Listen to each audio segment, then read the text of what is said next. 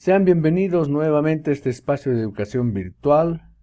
Hablaremos ahora acerca del trauma raquimedular. Soy Luis Miguel Duchén Rodríguez y es importante hablar del trauma raquimedular porque todo médico general tiene que conocer nociones básicas. Fundamentalmente vamos a hablar sobre el diagnóstico, el manejo prehospitalario, el tratamiento médico y el tiempo de la cirugía. Teniendo en cuenta un dato muy importante, cuando hay un politraumatizado, 10 a 30% de estos casos presenta una fractura espinal y un tercio puede llegar a una cirugía para fijación. Entonces, siempre hay que tomar en cuenta el posible diagnóstico de un trauma raquimedular en un politrauma. El trauma raquimedular es un daño a la médula espinal que puede resultar por lesión directa de la médula misma o indirectamente por daño a los huesos, los tejidos blandos y a los vasos sanguíneos que la circundan. Vean esta imagen de un paciente con una fractura muy evidente a nivel torácico. La lesión medular aguda tiene una epidemiología muy interesante. Vean que al año se sabe que pueden existir 2.5 millones de personas que tienen este problema. En Estados Unidos se sabe que hay 130.000 nuevos casos cada año. Hay una relación de varones sobre mujeres con una frecuencia mayor de 4:1 en este primer grupo.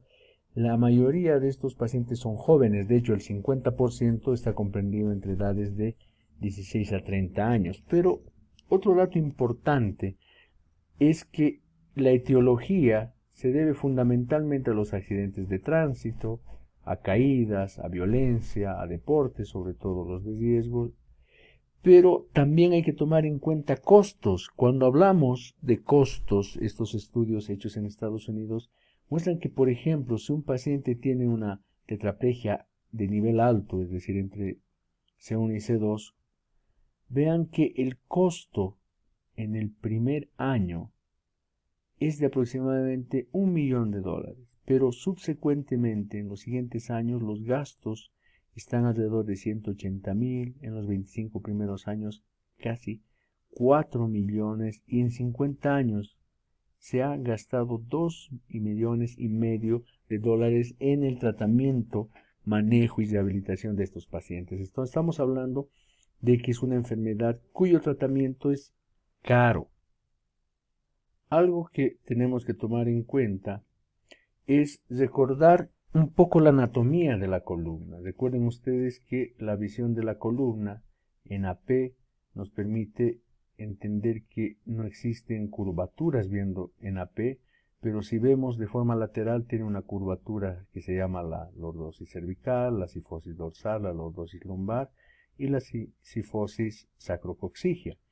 Cada uno de los segmentos vertebrales tiene vértebras específicamente formadas para esa área, cuyos detalles no vamos a hablar ahora, pero ¿qué es lo importante? Recordar que la columna vertebral tiene como función fundamental proteger al sistema nervioso, proteger a la médula espinal y a las raíces nerviosas. Entonces, cuando los mecanismos de protección son dañados, el sistema nervioso puede también dañarse.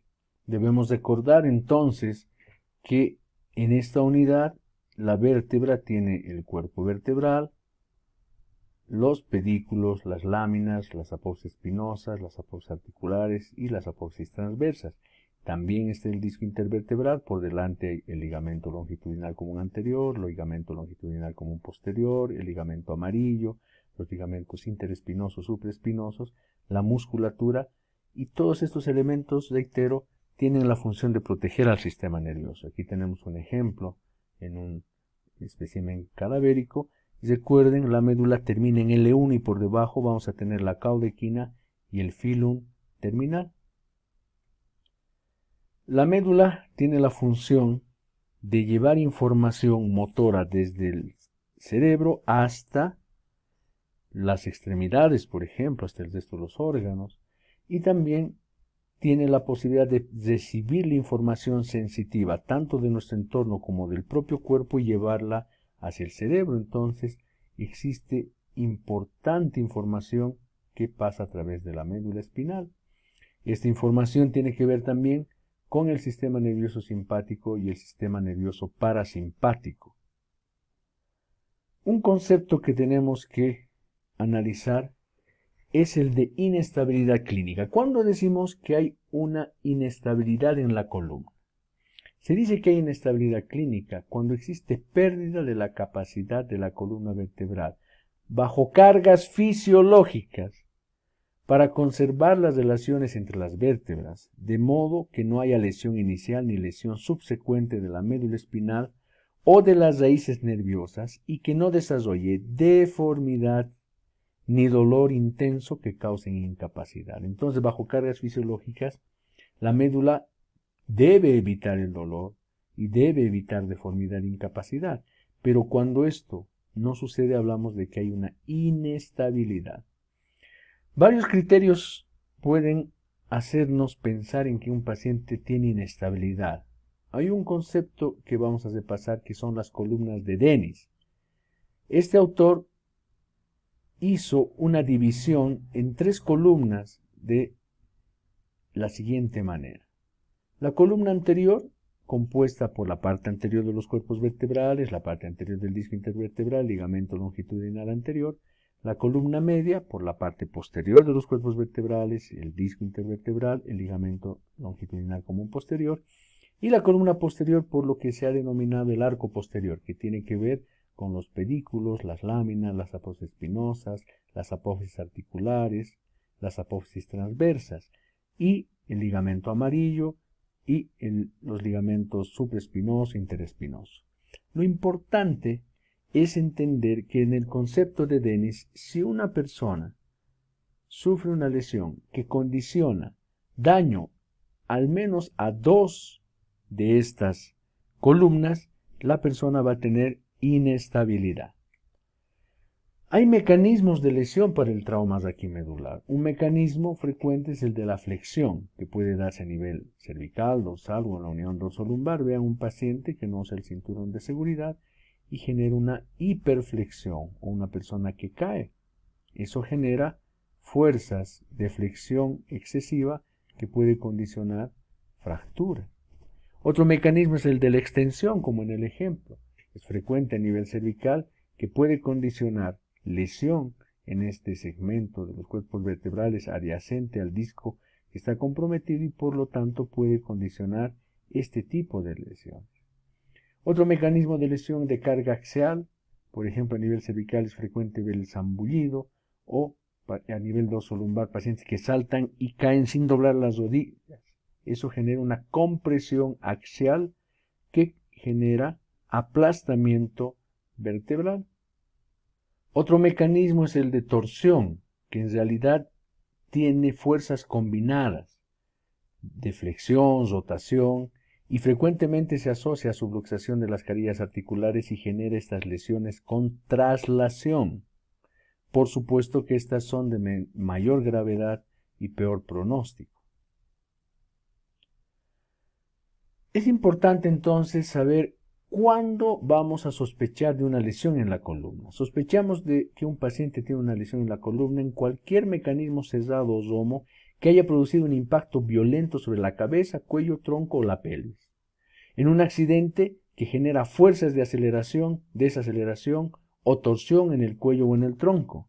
Cualquier caída, especialmente en ancianos, proyección o caída desde un vehículo en movimiento o zambullidas en aguas poco profundas. En todos estos casos debemos de sospechar de una probable lesión de la columna.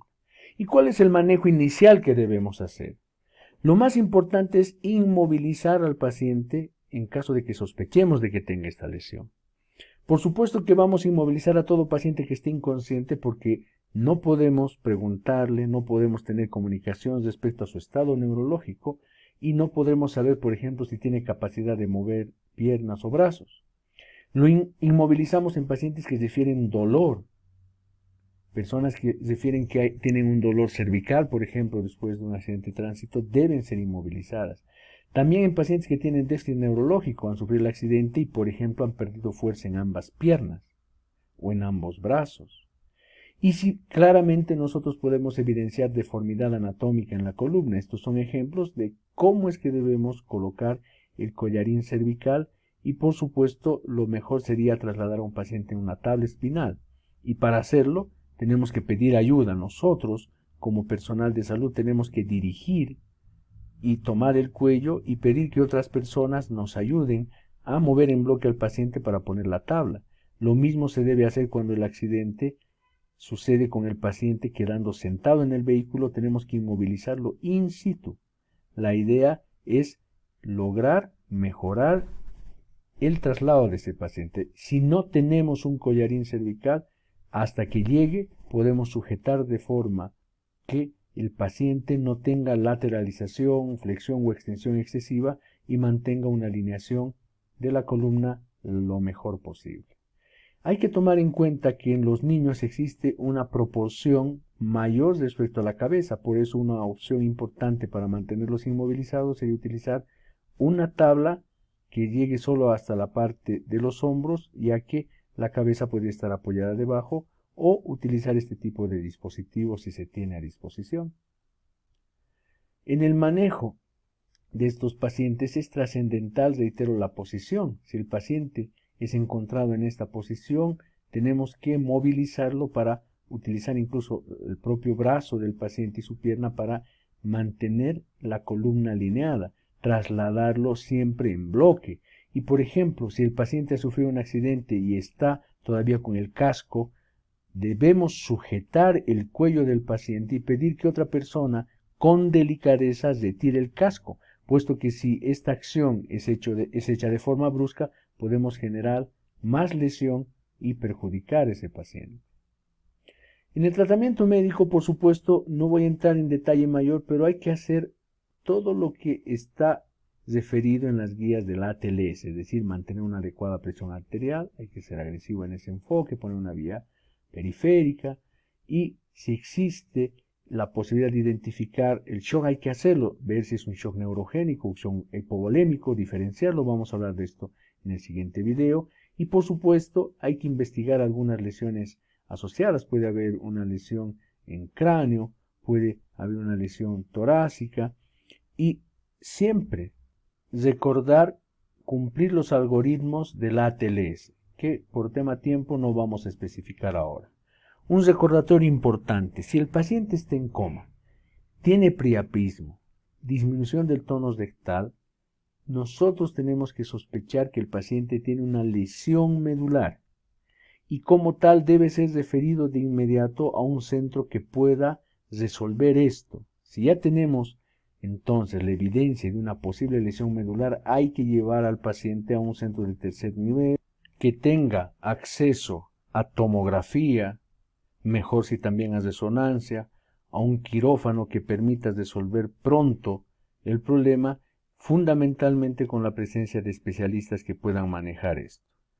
En los siguientes videos vamos a hablar de cuáles son los parámetros que tenemos que tomar al evaluar este tipo de pacientes, escalas internacionales, los métodos diagnósticos, cuál es el tratamiento médico, el tratamiento quirúrgico, las posibles complicaciones. Así que nos vemos en los siguientes videos.